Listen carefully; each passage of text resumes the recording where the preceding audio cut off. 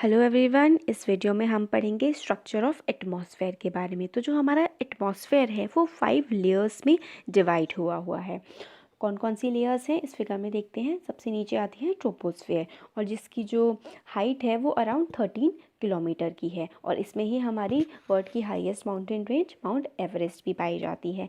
फिर around 10 kilometre पे एक ट्रोपोपॉज पड़ता है। मतलब ये जो एरिया है ये दिखाता है ट्रोपोस्फेयर से स्ट्रेटोस्फेयर में जब हम जा रहे होते हैं तो बीच में जो एक एरिया पड़ता है ट्रोपोपॉज पड़ता है। वो इसमें जो डिटेल में वो हम आगे वाली क्लासेस में पढ़ेंगे।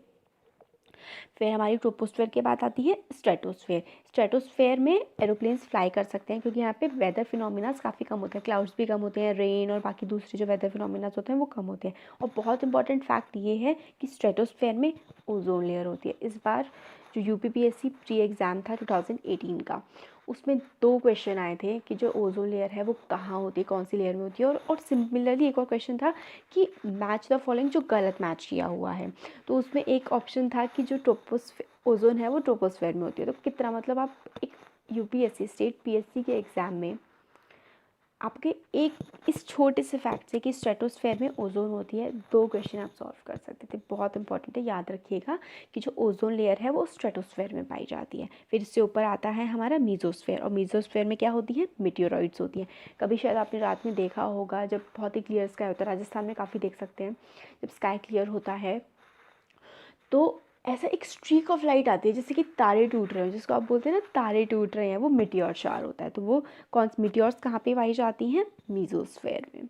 मीजोस्फेयर के ऊपर होता है थर्मोस्फेयर, ये इसमें आयंस वगैरह होते हैं। आयनोस्फेयर भी इसी वाली लेयर में होता है, रेडियो कम्युनिकेशन के लिए भी इसी लेयर का हम यूज़ करते हैं। और सबसे ऊपर होती है एक्जोस्फेयर। एक्जोस्फेयर वाली जो लेयर है वो काफ़ी ज़्यादा थिन होती है और इसमें हाइड्रोजन और हीलियम के पार्टिकल्स काफ़ी दूर दूर पाए जाते हैं। तो कौन कौन सी 5 लेयर्स पढ़ी हैं हमने, ट्रोपोस्फेयर, स्ट्रेटोस्फेयर, मीजोस्फेयर, थर्मोस्फेयर और एक्सोस्फेयर।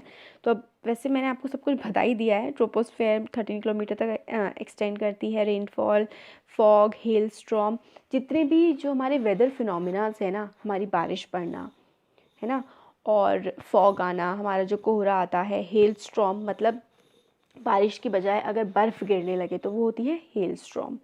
ये सारा जो फिनोमिना होता है ये ट्रोपोस्फेयर में होता है। फिर स्ट्रेटोस्फेयर जो एक्सटेंड करती है वो 50 किलोमीटर्स तक एक्सटेंड करती है, और ये इसमें क्लाउड्स और बाकी दूसरे वेदर फिनोमिनाज जैसे बारिश हो गया, फॉग आना, ये सब नहीं होता है, इसलिए एरोप्लेन्स इसमें ईजिली उड़ सकते हैं। और ओजोन लेयर भी इसी में स्ट्रेटोस्फेयर में पाई जाती है। ओजोन लेयर हमें प्रोटेक्ट करती है हार्मफुल यूवी रेज ऑफ सन से।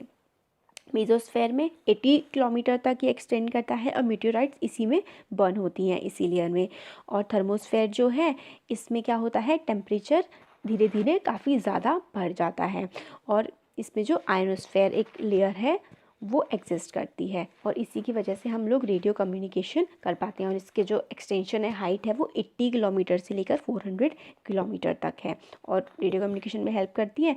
रेडियो वेव्स जो है यहीं पर से इसी लेयर पे से थर्मोस्फेयर में से रिफ्लेक्ट होकर वापस आती हैं अर्थ में। एक्सोस्फेयर अपर मोस्ट लेयर है, ये काफ़ी ज़्यादा पतली होती है, और हाइड्रोजन और हीलियम के जो गैसेज हैं वो फ्लोट कर रही होती हैं, बह रही होती हैं एक्सोस्फेयर में। अब वेदर और क्लाइमेट।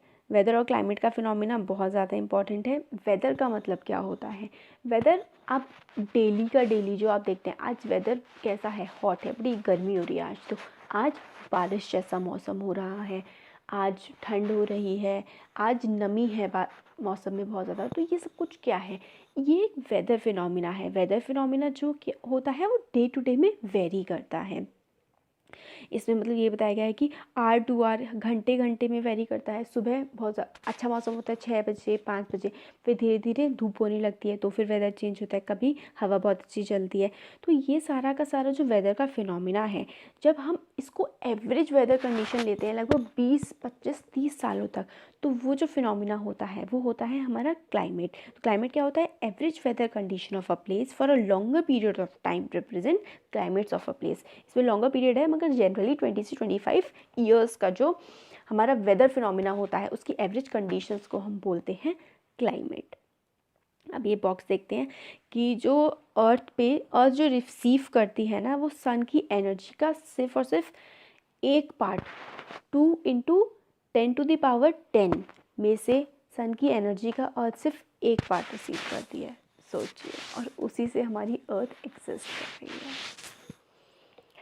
टेम्परेचर क्या होता है, हमारी बॉडी का टेम्परेचर वेरी करता रहता है। कभी फीवर आता है तो टेम्परेचर बढ़ जाता है, और कभी ठंड लगती है तो टेम्परेचर हमारी बॉडी का थोड़ा कम हो जाता है। जनरली तो हमारी टेम्परेचर मेंटेन ही रहता है हमारी बॉडी का। तो टेम्परेचर क्या होता है, एटमॉस्फेयर का टेम्परेचर बहुत वेरी करता है। सर्दियों में क्या होता है, काफ़ी ज़्यादा बढ़ जाता है, सर्दियों में टेम्परेचर कम हो जाता है जब ठंड होती है। गर्मियों में टेम्परेचर ज़्यादा रहता है, 50 डिग्री सेल्सियस तक भी पहुँच जाता है। गर्मियों में 0 भी पहुँच जाता है।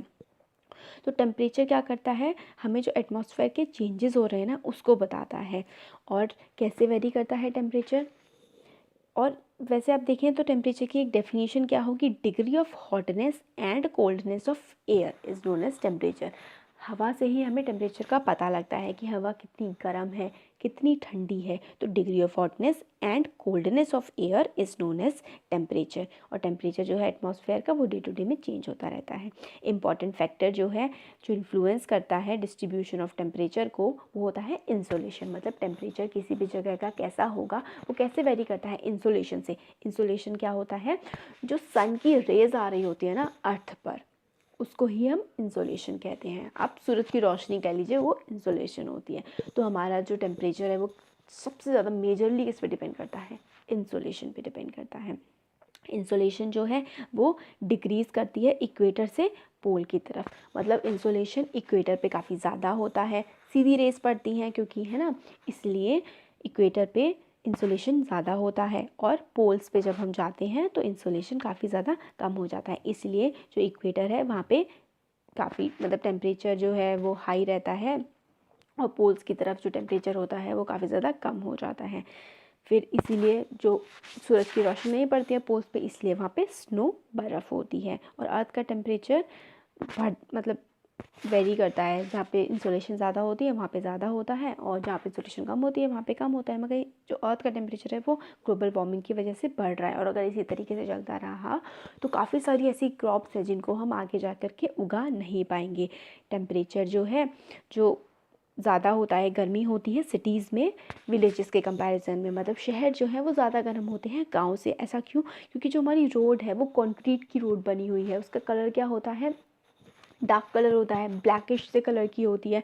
वो इंसुलेशन जो होती है ना सन की, उसको इजीली एब्जॉर्ब कर पाती है, खुद में समा पाती है, जिसकी वजह से गर्मी बढ़ती है। तो मटेरियल जो होता है, बिल्डिंग मटेरियल, एसफाल्ट, कंक्रीट, ये सारा का सारा ना हीट एब्जॉर्बिंग मटेरियल है। ये खुद को, गर्मी को अपने में एब्जॉर्ब कर लेता है, और रात के टाइम क्या करता है, अब इस गर्मी को रिलीज़ कर देता है। इसलिए गर्मी बढ़ती है शहरों में। और गांव में कच्ची सड़कें होती हैं, पेड़ ज़्यादा होते हैं, शहरों में पेड़ भी कम होते हैं।